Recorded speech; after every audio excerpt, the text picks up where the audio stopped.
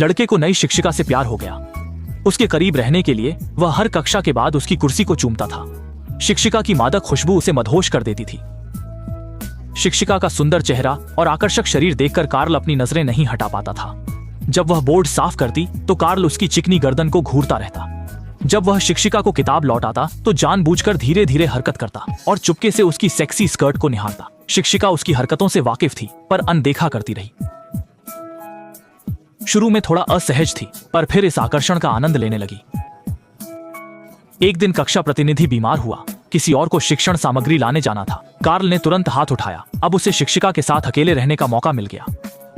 शिक्षिका की सुंदर काया को आगे चलते देख कार्ल अपने विचारों पर काबू नहीं रख पाया। वह बस शिक्षिका को निहारता रहा और अचानक सीढ़ियों की रेलिंग खींच ली। शिक्षिका मदद करने आई, तभी प्रिंसिपल वहां से गुजरे। शिक्षिका एक तरफ हट गई, पर इस छोटी सी हरकत से कार्ल और भी साहसी हो गया।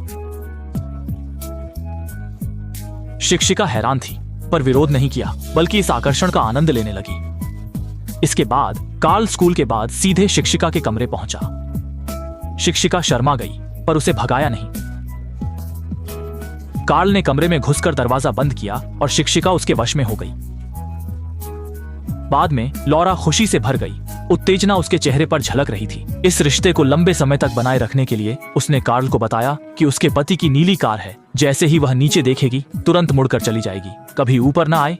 शिक्षक को पाने के लिए कार्ल ने बिना हिचक ये बातें दिल में रख लीं। इसके बाद वह हमेशा आखिरी जाती ताकि शिक्षक के साथ अकेले समय बिता सके। लॉरा हर बार कक्षा में कार्ल को देखकर अनजाने में उत्साहित हो जाती।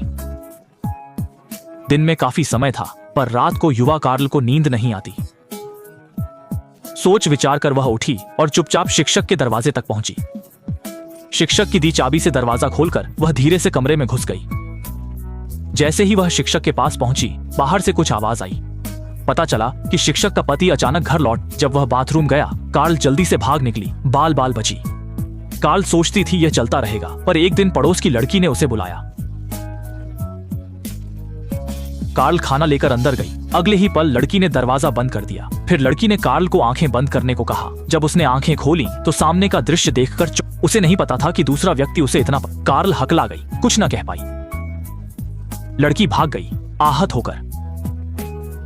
जब कार्ल फिर शिक्षक के घर आई, उसकी उम्र देखकर निराश हो गई। वह शिक्षक से दूर होने लगी, जिसे शिक्षक ने भी जल्द भांप लिया।